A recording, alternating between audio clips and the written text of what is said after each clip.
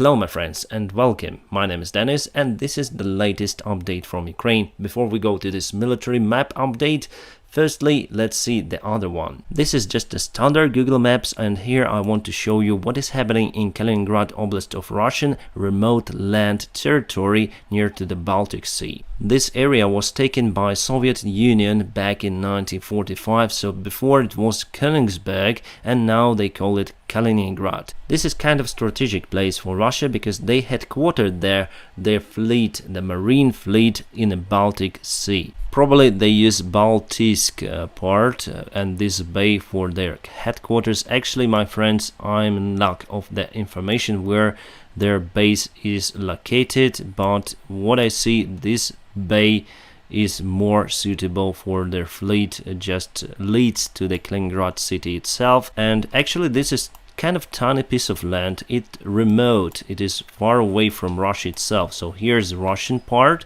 and this is also Russia, Kaliningrad. If you want to get to Kaliningrad, you need to cross at least two of the countries, so Lithuania or Poland for sure will be one of them, and you need to cross through Belarus or Latvia, then Lithuania.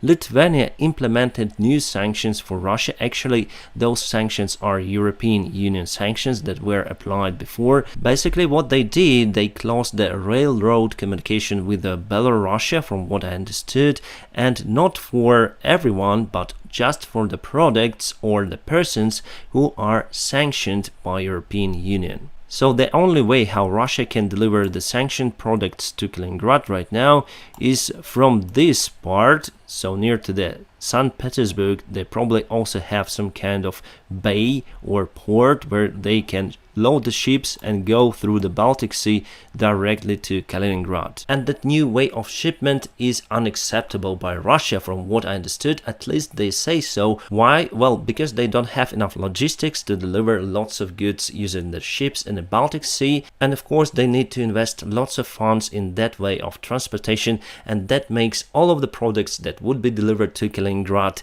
much more expensive compared to other part of Russia. Plus, during the winter time, this north part of the sea, the Gulf of Finland, actually is covered by ice, so you cannot use the shipments from the St. Petersburg area. That is why Russia started its war rhetoric again, this time not towards Ukraine but towards Lithuania. For example, here we see Kaliningrad, Russia warns Lithuania of consequences over rail transit blockade. Russia has warned Lithuania of serious consequences after it banned that rail transfer of some goods to Russian territory of Kaliningrad. Russian senior security official Nikolai Patrushev said that we will certainly respond to such hostile action. But Lithuanian officials said that they only following the European Union regulations and sanctions that were imposed over Moscow's invasion of Ukraine. And yes, as I said to you, in 1945 this territory of Kaliningrad was annexed from Germany. Actually, it was Königsberg before. Russian Security Council said that appropriate measures would be taken in near future. Wow. Those measure consequences will have serious negative impact on population of Lithuania.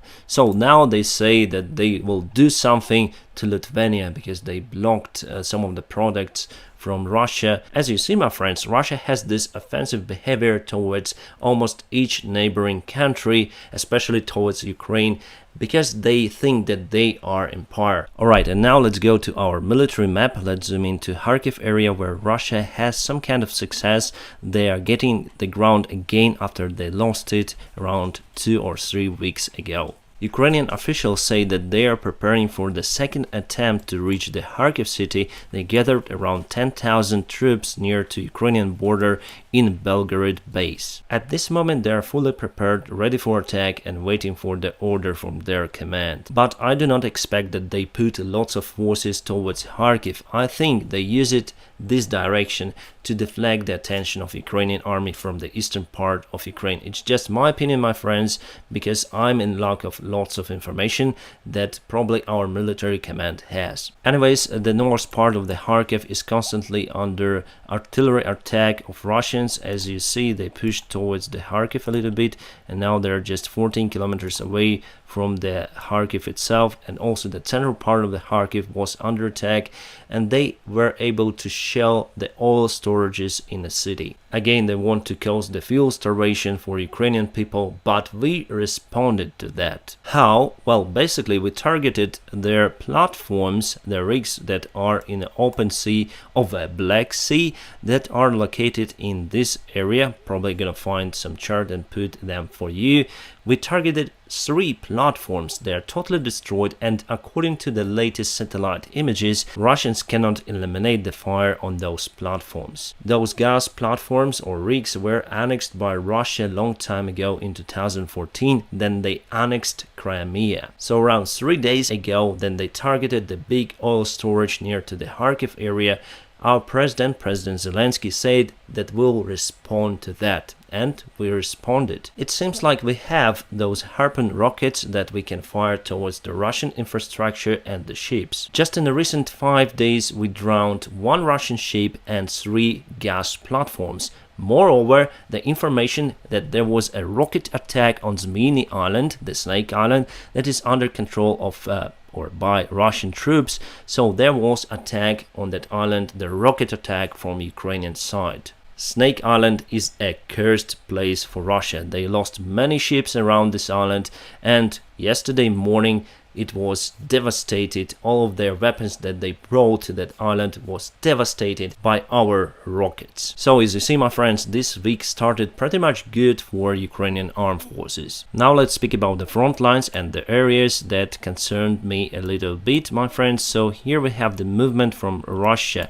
and they were able to take this road over here that is leading to Lysychansk. So Lysychansk, Severodonetsk is here. There are lots of fighting going on in Severodonetsk, and from the information I got, they entered the factory area, but Ukrainian army mostly controls it. Still, there are around 300 civilians, so we provide shelter for them as well, but it's time to evacuate, I think, from this area.